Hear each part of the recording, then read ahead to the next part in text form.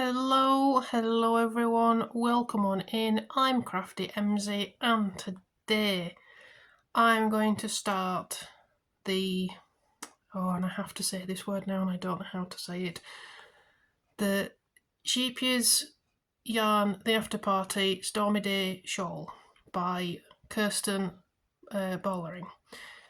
If I've mispronounced any of that, I apologise. I'm not the best at other languages and how they're pronounced. Alright, put that aside. So I've actually had this for a while. I actually got this from a friend. So I think they bought it and then never did it, or they bought it and then they started it and couldn't get on with it. I'm not sure, but I've inherited it, and I also inherited this from a different friend. I did buy this off my friend. So it's the Scheepjes, I think I've said that differently. That's two different pronunciations within 2 minutes. Scheepjes Whirl, and this is so try and get the shadows. The sun's doing all sorts of weird things today. It's the shrinking violet colour, and hopefully, yeah, you can see that. So it starts out, it's got fluff on it already. Starts out as a really, really dark purple, and then obviously gets lighter and lighter to this really light lavender colour. Sorry, the camera's having lots of issues today. So the pattern calls for a 3.5mm crochet hook, so that's what this is. Little tiny 3.5. Is it going to do it? You want to zoom in? No, it's not going to do it. Yeah, sorry, my camera's not having a fun day today. I had to buy this separately because the two packs of crochet hooks that I've got didn't have this 3.5 in them, so I've had to buy this separately. So I did the shawlette previously, so hopefully you'll have seen that video by the time you get to see this one. That one was quite a straightforward pattern, not too many different stitches. This one, as you can see, has a lot of different things going on. So I'm making a step up in my shawls and I'm going to give this a go. Now I'm going to try and show you the picture inside without showing you the pattern. So there we go. So that's what it looks like. So obviously with the yarn that I've got, the dark purple is going to be up here where this dark grey is, and then it's going to get lighter and lighter as it goes down. So on this edge bit where this dark green is, it's actually going to be that really, really light lavender colour. So try and see, you can see there, that's the end of the skein there. So that's what it's going to look like, hopefully, if I can do this. So I've read the pattern several times. I think I'm going to be able to do it. I will check back in when I've got a few rows done and we'll see how we're getting on. It's been a few hours and I thought I'd have a quick check-in with you all so you can see the progress that I've made already. This one, you start in the middle and you work your rows backwards and forwards, so there's a right side and a wrong side. I've done the first row repeat that is 1 to 16. So this is what 16 rows looks like in this pattern, which is this one. And it's been going okay actually. It's quite dark on camera, but it's actually a lighter purple. And I can't tell if I've got a colour change yet. I'm not sure. Maybe I need to do some more and then I'll be able to see if it's actually changing on this bit here. I'm not sure. It's going quite well. There seems to be a bit of a... I don't know what this is. What's this going on here? All my counting is working out. I'm having the right number of stitches, everything, but for some reason it's causing this little lump that it's not straight like this side. I don't know if that's because I'm left-handed or if I'm pulling it too tight on this side, but I'm hoping that in doing the rest of this it will come out and I'll be able to sort it in blocking if I need to. That's where we are with it. Also, what I've done is do some maths, which may or may not be correct. We'll find out. So the next stages of this pattern is basically to repeat rows 3 to 16 3 times, and then 3 to 10 the final time, and that's the last chunk of this shawl. What the pattern doesn't give you is the total stitch count for those next set of repeats. It gives you the stitch count total for the first 16 rows, so that's why I've been able to work out that this is correct, everything matches up, but it doesn't give you the stitch count, the total stitch count for the rows following it. So I've had to do some maths, which I will see if it's right or not, because I've only done the first repeat so far, so I know that this has only taken me a few hours to get to this point. To add the next set of 16 rows, it's probably going to take a lot longer, as each row is getting bigger and bigger. It will take longer to do. I will check back in when I've done the first repeat to see, well, to let you know if my maths is right. If my maths isn't right, then I'll have to have a rethink about how I do the counting of the bobbles and everything to make sure I'm doing it right. But there we are. That's the first 16 rows. So I will see you in a minute, but for me it will be a long old time. Quick update. Wanted to show you the first repeat of the 3 to 16 row. So I think I last showed you we were kind of up to this second bobble row, and then all of this on both sides is the first repeat of the, as I say, 3 to 16 row. I think you might be able to see the colour change happening. So the thread's starting to get a little bit paler right on this last bobble row here. Not so much on this side, so I think it's just the way that it's working out that it's on this side at the moment. So this is taking me, well, it didn't take me as long as I thought it would actually to get to this point, but the rows are getting quite long now. This last bobble row took me quite a while to do. I did have to do a bit of finagling with the counting. My maths, I think I mentioned I was trying to work out some maths with the total stitch count.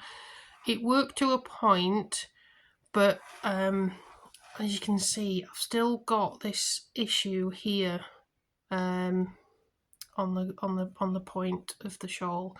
So I must be doing something wrong, but I have no idea what it is. So if anyone knows, if anyone has any ideas, please let me know. I mean, it'll be too late for this shawl, but at least I'll know for future. And it might help somebody else as well.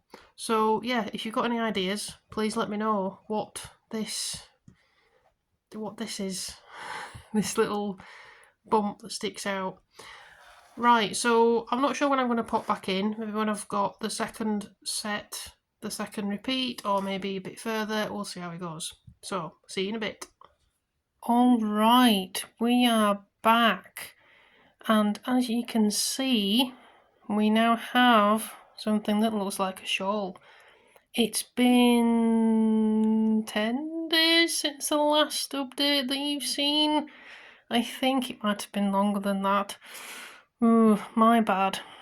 Well, anyway, I wanted to stop at this point because this is technically the finished pattern for the shawl. But what you might notice is there's still a little bit of yarn left. My plan now, and we'll just come in a bit here. My plan now is, sorry if the camera's having some issues with the focus, is to use the rest of this. There isn't, I'll lift it out of the wrapper there. You can see there's not much left, but if I cut this off now and wove in the two ends, I wouldn't use this for anything else. It would just sit in my stash. So I am going to follow the pattern essentially. So my next row will be, I think, one of these with the gap, and I will keep going until I run out. I don't know how many rows are left here. I have no idea. We'll find out. We'll find out. But I wanted to stop here and show you what this looked like, because this is the point when it would be finished. So yeah, I wanted to show you that, see how it looks. It's quite big. The colour's not coming through properly today. I think it's because I'm filming in the evening, so apologies if the lighting is a little bit different from my usual filming setup. And yeah, that's it really. So I guess I'll check back in when I've used up all of this. We'll see where we are, and then maybe I might do a reveal. Who knows? Quick update from the last part of the video. I've added, I think, 3 rows on. Let me just check my notes.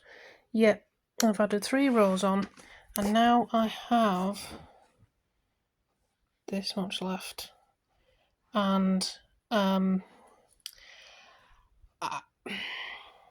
I feel like I need to put 1 row on to finish it, so I might not follow the pattern at this point and either go with double crochet stitches, so that's UK terminology, and if I run out then I might have to do slip stitches to just finish it off, because at the moment on the last row I've got little holes, which is part of the pattern, but I think it'd just be nice just to have 1 more row on here. That's my plan. That's how much I've got left. Let's keep our fingers crossed that I can sneak another row out of this, either with double crochet or slip stitches. Let's hope it's the first one. I really don't want to redo everything for that last row. Alright, see you soon.